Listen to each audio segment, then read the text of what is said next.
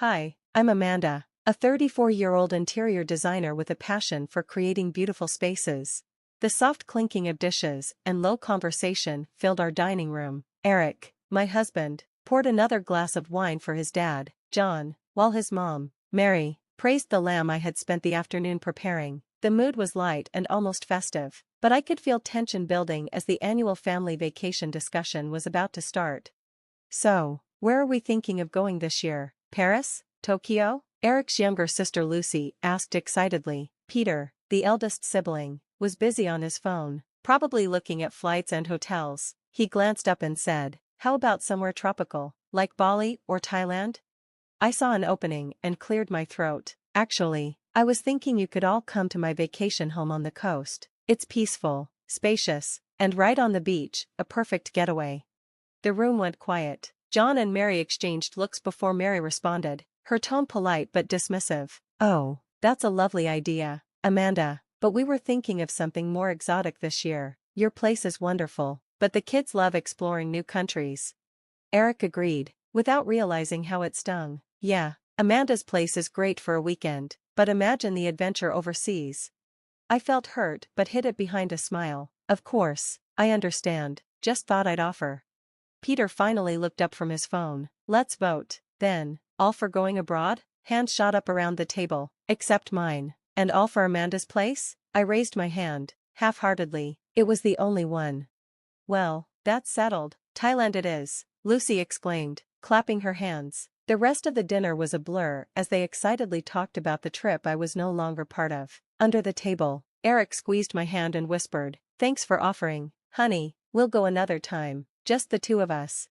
As they continued talking about temples and food, I quietly withdrew into my thoughts. I had offered a piece of my world, only for it to be turned down. The message was clear: I was good enough to host their dinners, but not their vacations.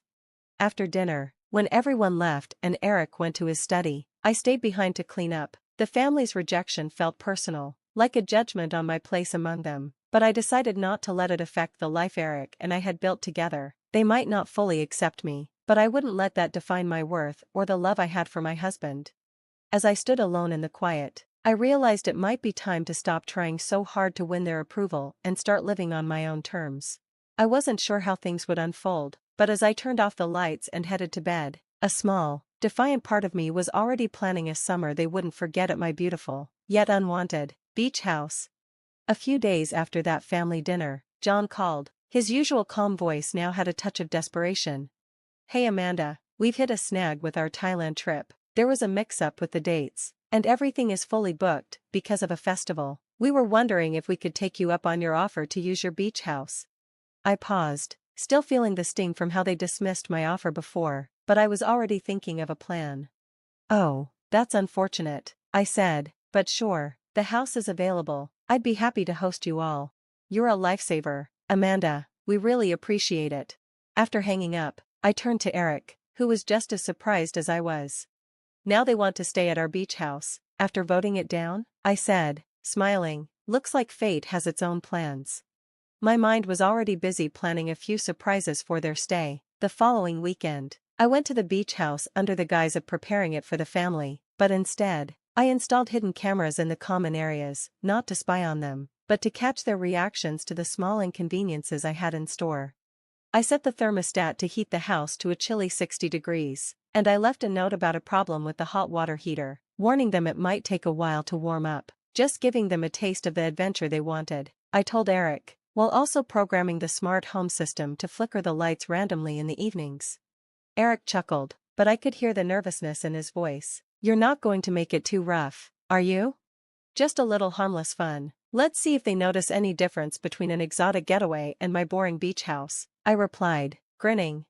When John, Mary, Peter, and Lucy arrived, I greeted them warmly. "Make yourselves at home. Oh, and just a heads up, the water heater can be a bit quirky. You might need to let it run for a bit to get hot water." "Thanks for letting us use the place, Amanda," Mary said, though there was a hint of reluctance in her voice, likely remembering how they rejected my offer earlier.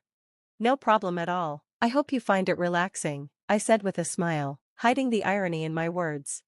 After making sure they were settled in, Eric and I excused ourselves, claiming we had urgent work projects that needed our attention back in the city. Now, it was time to see how their little vacation would play out on its own. I couldn't resist checking the live feed from the cameras. The first incident happened during their first dinner. As Peter was telling one of the family's favorite stories, the lights suddenly went out, plunging the room into confusion. Muffled curses and confused shouts filled the room until Lucy found the candles I had strategically placed in the kitchen. Guess the house really wants us to have an authentic experience, Lucy joked, though her voice was shaky as the flickering candlelight cast uneasy shadows across her face. Over the next few days, I watched as the family struggled with each little inconvenience. John kept fiddling with the thermostat, eventually giving up and wrapping himself in a sweater I had purposely left on a chair. Mary grumbled about the unpredictable hot water, and their frustration hit a peak when they planned a day out on the water using the boat docked at the house. I had hidden the key and left a cryptic note saying it was somewhere obvious. They spent half the day searching for it, their frustration growing with every failed attempt. As I watched from a distance, I felt a mix of guilt and satisfaction. This was more than just payback, it was a lesson in humility and respect, served in a place they had dismissed so easily. The water heater's gone off again, Mary snapped, her voice filled with frustration as another cold draft swept through the house. Can someone check the thermostat? It's freezing in here, Peter grumbled, shivering as he pulled a blanket tighter around his shoulders. I've reset it 3 times already, he added. It's not working, and these lights won't stop flickering. Lucy sighed, hugging herself to stay warm, clearly worn out by the endless inconveniences. This was supposed to be a relaxing vacation. Amanda, any ideas? Mary's voice crackled over the speakerphone, a mix of irritation and hope. Oh, that's strange. Everything was working fine before you arrived, I replied, keeping my voice calm and detached, as if I wasn't responsible for the chaos. Maybe check the circuit breaker. I'll send someone over when I can, but with the storm, it might take a while. As the storm outside worsened, the family's mood grew even darker. John tried to lift everyone's spirits. Come on, let's not let this ruin the trip. How about some board games by candlelight? Great idea, Dad, except the games are in the basement, which is flooding. Peter shot back sarcastically, making Mary groan in frustration. The storm outside intensified, rattling the windows and doors like it was reflecting the turmoil inside. Lucy searched for a working flashlight just as a gust of wind slammed a window shut, plunging the room into complete darkness. This is ridiculous. We should have stayed home, Mary said, her voice echoing in the pitch-black room, full of fear and frustration.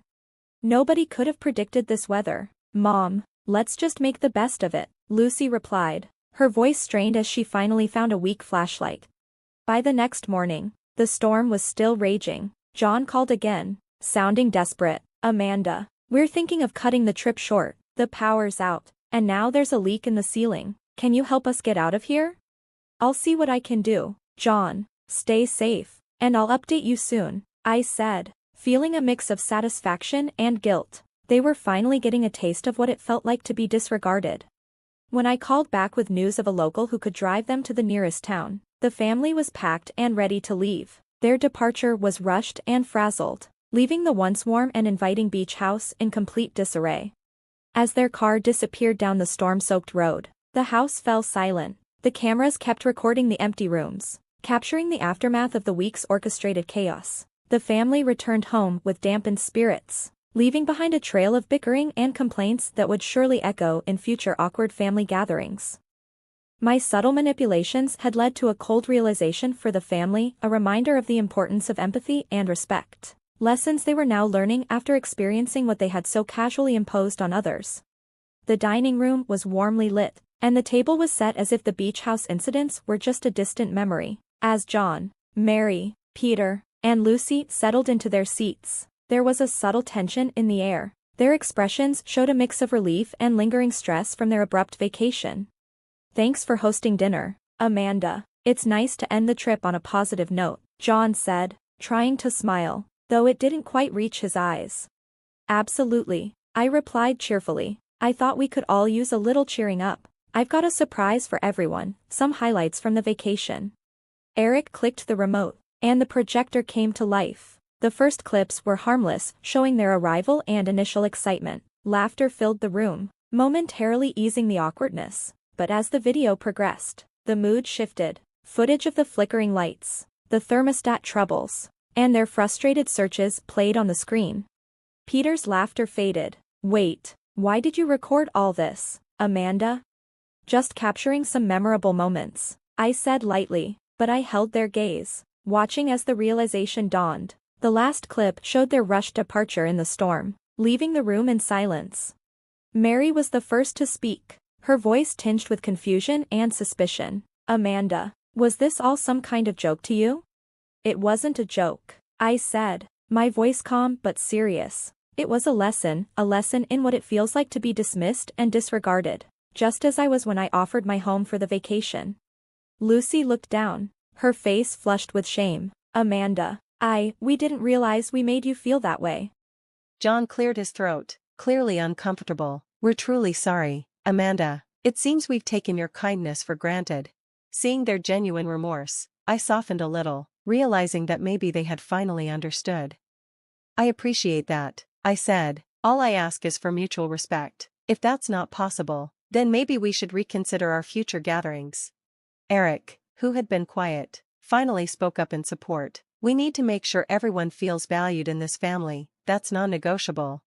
Mary nodded, her voice sincere. You're right, Amanda, we've learned our lesson, even if it was a hard one. Can we move forward from this? I'm willing to move forward, I replied, but remember, any future disrespect will be a deal-breaker for me.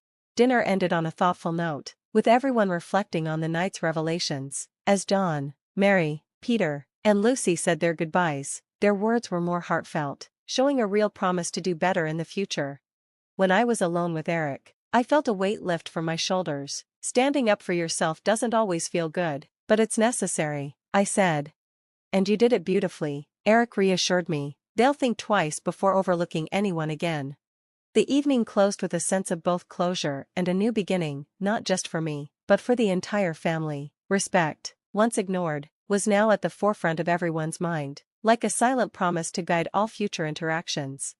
And that's the end of our story. What do you think? Was Amanda's way of teaching her family a lesson about respect and inclusion justified, or do you think there were better ways to handle it? Share your thoughts in the comments below. Don't forget to hit the like button if you enjoyed the story, and subscribe for more content like this. Your support means a lot.